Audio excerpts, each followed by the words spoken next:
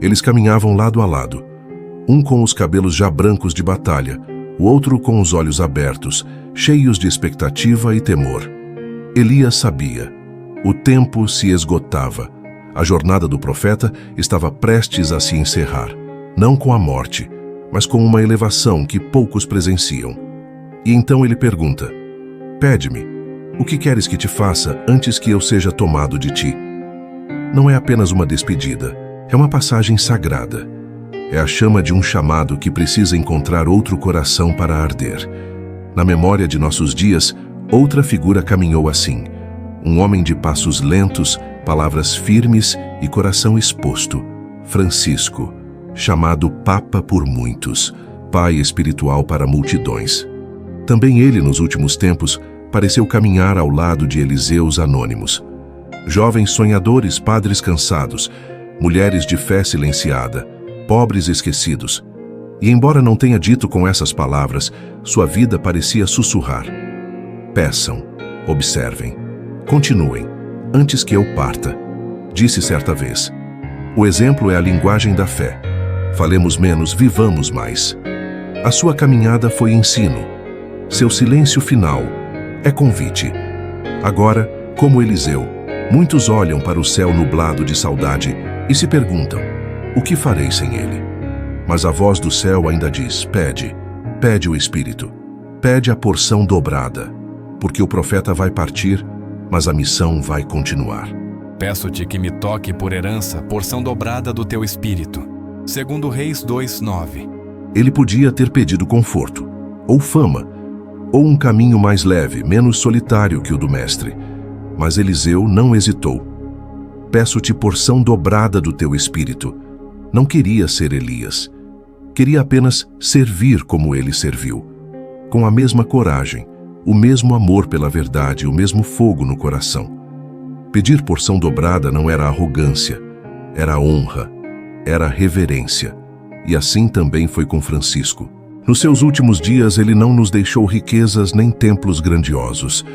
Deixou gestos, deixou lágrimas discretas, deixou um espírito de simplicidade, de escuta, de misericórdia. Certa vez, disse com a voz embargada: gostaria que o Senhor me encontre cansado, mas sem reservas, com o coração gasto por amor. E agora que partiu, há corações como o de Eliseu que se aproximam em silêncio, com o peito apertado de saudade, e fazem o mesmo pedido: Senhor, se o teu servo já se foi, dá-me então porção dobrada do que ele carregava. Dá-me sua compaixão, seu zelo pelos esquecidos, seu amor pelos pequenos. Porque o espírito que habitava Elias não morreu com ele, e o espírito que movia Francisco ainda sopra sobre os corações dispostos. E aconteceu que, indo eles andando e falando, eis que um carro de fogo separou um do outro, e Elias subiu ao céu num redemoinho. 2 Reis 2:11. Eles caminhavam e falavam, como se o céu esperasse o último passo, a última palavra, o último olhar. E então, o invisível se rompeu. Do alto veio fogo, mas não era destruição, era honra. Um carro flamejante cortou o caminho e Elias subiu. Não foi morte, foi elevação, foi Deus dizendo: o mundo não te entendeu por completo, mas eu conheço teu coração. Vem. Há partidas que não cabem no chão, que não se explicam por boletins ou cerimônias.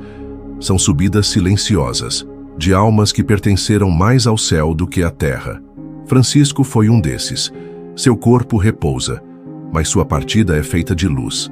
Ele não morreu entre multidões. Morreu entre orações, entre suspiros, entre perguntas sem resposta, como as que Elias deixou no ar. E para quem amava sua voz terna e firme, o momento dói, mas também brilha, porque há glória no fim dos justos. Há fogo que não queima, só separa. Há silêncio que não é ausência, é exaltação. Certa vez ele disse: a fé é a certeza de que mesmo na escuridão, o céu está mais perto do que imaginamos. E hoje, enquanto o mundo baixa a cabeça em luto, os céus se abrem para receber um servo cansado, mas fiel até o fim. E tomou o manto de Elias e feriu as águas, e disse: Onde está o Senhor Deus de Elias? 2 Reis 2:14. A poeira ainda nem havia baixado. O céu estava quieto, e o coração de Eliseu partido. O profeta se fora.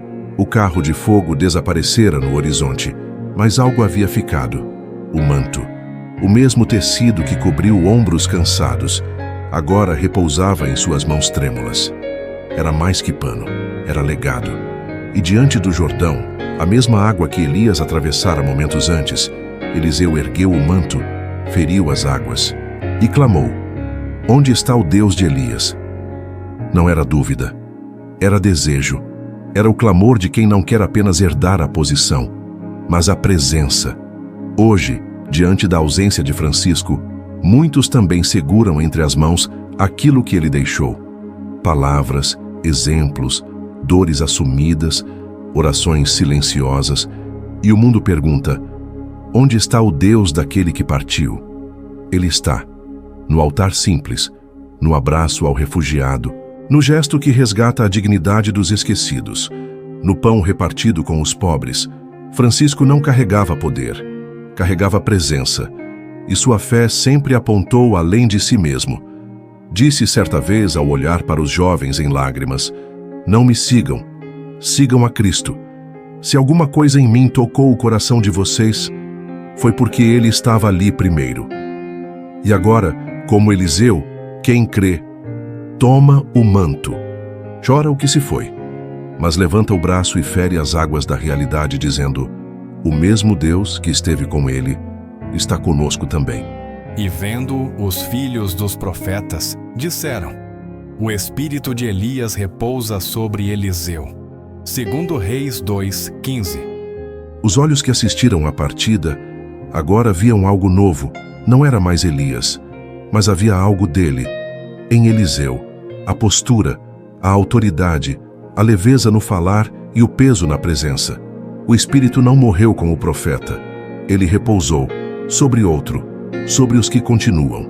E assim também é agora. Francisco partiu, mas o espírito que o movia, aquele que o fez abaixar-se para lavar os pés, beijar os doentes, defender os esquecidos e silenciar diante da cruz.